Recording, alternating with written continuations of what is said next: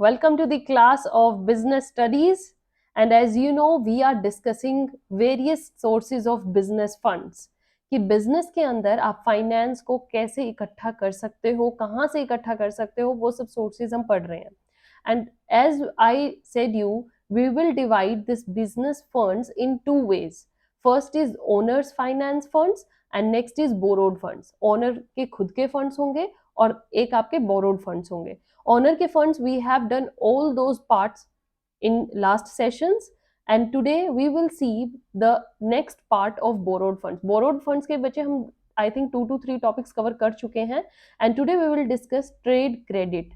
Trade credit is also one of the way जिसमें कि जो ऑनर है वो अपने बिजनेस के लिए बोरो कर सकता है as a kind of funds. ये एक तरीके का एक ऐसा क्रेडिट है जो कि आपकी flow of goods and services को नहीं रोकता है, सप्लायर्स से ही आपको मिलता है और आप क्या करते हो, उनकी पेमेंट लेटर ऑन करते हो. तो इसमें क्या है, जैसे कि आप सपोज कीजिए एक बिजनेसमैन है, एग्जाम्पल से समझते हैं, बहुत अच्छे से आपको समझ में आएगा. एक बिजनेसमैन है ए की ये सपोज कीजिए फर्म है, इंडस्ट्री है, जो भी, और इसमें ये जो अपना काम चलाता है that is his clothing industry, textile industry है, टेक्सटाइल फर्म है, सॉरी. इस फर्म के लिए इसको चाहिए होती है कॉटन. ओके, सो ये कॉटन के लिए रॉ मटेरियल इसको कहाँ से मिलता है? एस इज द सेल्समैन और सप्लायर्स. सप्लायर से इसके पास आती है कॉटन और उस कॉटन को यूज करके क्या बनता है? क्लोथ. ये पूरा बिजनेस है ए का. अब ए के पास कुछ ऐसा टाइम हुआ कि उसके पास पेमेंट नहीं थी, बट उसको अपनी प्रोडक्शन नहीं रोकनी, फैक्ट्री के अंदर जो काम चल रहा है क्लोथ प्रोडक्शन का वो नहीं रोकना. तो वो एस को बोलेगा कि आप मुझे कॉटन दे दीजिए बट मैं आपको कुछ टाइम के बाद आपकी पेमेंट कर दूंगा. तो यहाँ पर it depends on now S कि एस के ए के साथ कैसे रिलेशंस हैं, वो दोनों फाइनेंशियल रिलेशंस कैसे बनाते हैं एक दूसरे के साथ, उनके अंदर के बिजनेस रिलेशंस कैसे हैं. और अगर एस एग्री कर जाता है कि ठीक है आपकी प्रोडक्शन नहीं रुकेगी, मैं अपनी कॉटन जो है वो सारा रॉ मटेरियल आपको भेजता हूँ. रॉ मटेरियल ही देते हैं ना हमें suppliers, raw material, machinery, anything.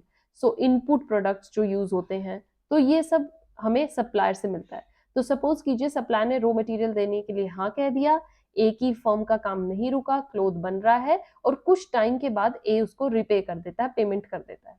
तो जितने टाइम के लिए सपोज कीजिए सप्लायर ने उसको टाइम दिया कि मुझे 6 मंथ्स बाद पेमेंट मेरी कर देना बट मुझे चाहिए ही चाहिए, तो जो 6 मंथ्स का ये टाइम पीरियड है ना बच्चे, ये टाइम पीरियड तक उसको क्या मिला है? Trade credit. मीन्स ऐसा क्रेडिट जो उसको during the trade, okay, his production में उसको मिला है through the S. So this is the concept of trade credit. तो यहाँ पर क्या है, ए ने एक तरीके से बोरो किया है, उसको ये फंड्स उसको रिपे भी करने हैं बट कुछ टाइम पीरियड के बाद करेगा, बट उसका जो ट्रेडिंग है, जो वर्क है, that is not stopped. So we are going to discuss this concept through this session today कि बोरोड फंड्स में ट्रेड क्रेडिट क्या रोल निभाते हैं और एक बिजनेसमैन के लिए ये क्यों जरूरी है. So now here, first of all, that trade credit जो है, that is the part of dash funds, and as you know, it is the part of borrowed funds.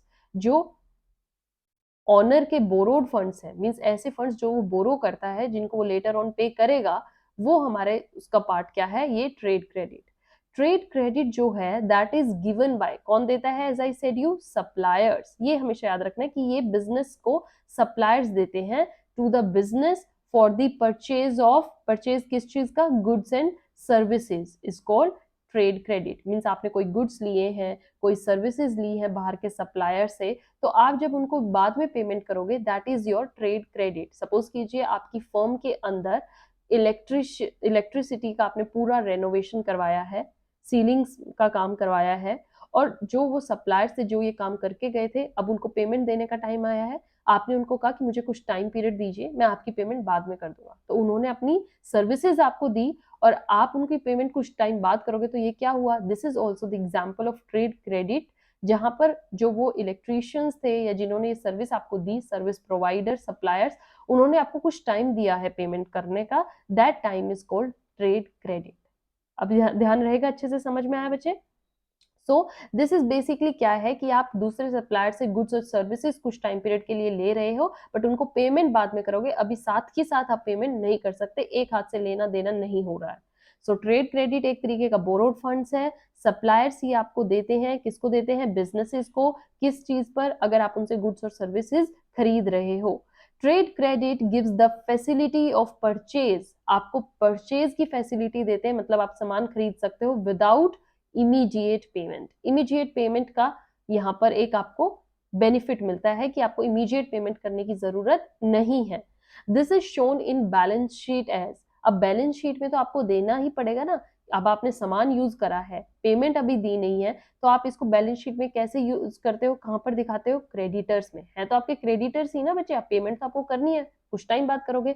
तो देखा आपने, हम बैलेंस शीट जब करते हैं, सन्ड्री क्रेडिटर्स, सन्ड्री डेटर्स, सो sundry creditors के तौर पर इनको दिखाया जाता है, या फिर अकाउंट्स पेबल, जिनको अभी आपने अमाउंट देनी है। ओके, ऐसे अकाउंट्स जिनको अभी अमाउंट पे करनी है, करनी बाकी है, that are account payable.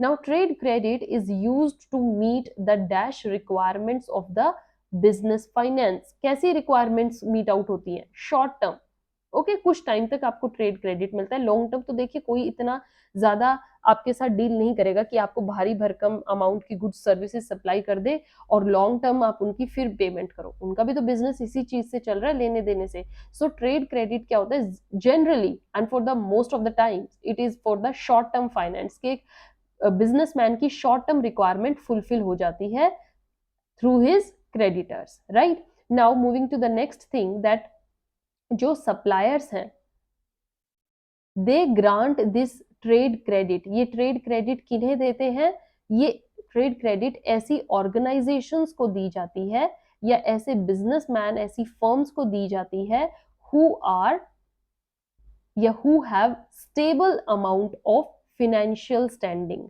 Means उनके पास फिनेंशियल स्टैंडिंग, एक स्टेबिलिटी है, क्या हो गया, एट द मोमेंट उनके पास पेमेंट करने का टाइम नहीं है, वो पेमेंट उन्होंने कहीं और कर दी, बट लेटर ऑन वो जरूर कर देंगे क्योंकि उनकी फाइनेंशियल कंडीशन बहुत अच्छी है। So financial standing is good and their goodwill, their reputation in the market is also good. So trade credit is basically given to those organisation. ऐसे ही नहीं है कि आपने किसी भी ऑर्गेनाइजेशन को सप्लायर कह देते हैं हाँ ठीक है सामान ले जाओ, पेमेंट बाद में कर देना, नहीं नहीं, ऐसी ऑर्गेनाइजेशन, देखिए वो भी, उन्होंने भी अपना काम चलाना है, वो भी ऐसी ऑर्गेनाइजेशन या बिजनेसेस को देंगे जिनका फाइनेंशियल टर्म्स अच्छी हैं, जिनकी गुडविल अच्छी है और जिनके साथ डील करना फेयर रहेगा और उनके लिए सेफ एंड सिक्योर रहेगा। Now moving to the next thing, that the volume and the dash of credit depends on various factor, कि आपने कितनी अमाउंट की, वॉल्यूम वही होता है ना, अमाउंट मतलब आप कितनी अमाउंट तक का क्रेडिट किसे दे रहे हो, एंड पीरियड, कितने टाइम पीरियड तक क्रेडिट दे रहे हो, 6 मंथ्स का, 2 मंथ्स का, 7 मंथ्स का, 8 मंथ्स का।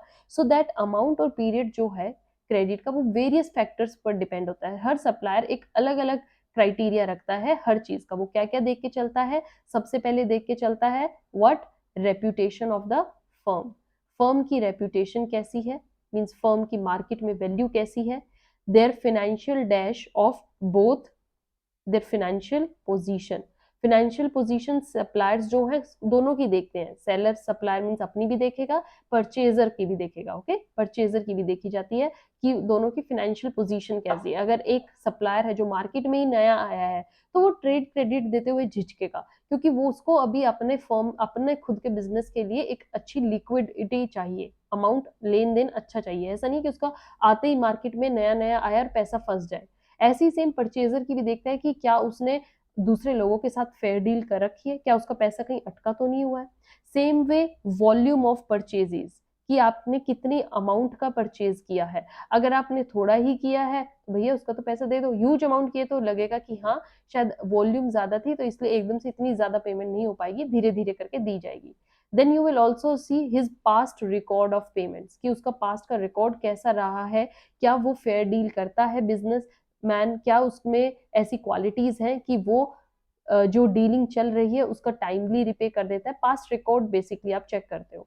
So degree of competition also, what we studied, that amount and the period of any firm depends on various factors, and those are reputation of the firm, financial position कैसी है उस firm seller की भी और purchaser की भी, then कितनी volume के परचेज लिए गए हैं, पास्ट रिकॉर्ड कैसा है उस बिजनेसमैन का जो ट्रेड क्रेडिट आपसे ले रहा है, और डिग्री ऑफ कंपटीशन, मार्केट में कंपटीशन कैसा है अगर आपको खुद मार्केट में बने रहना है तो।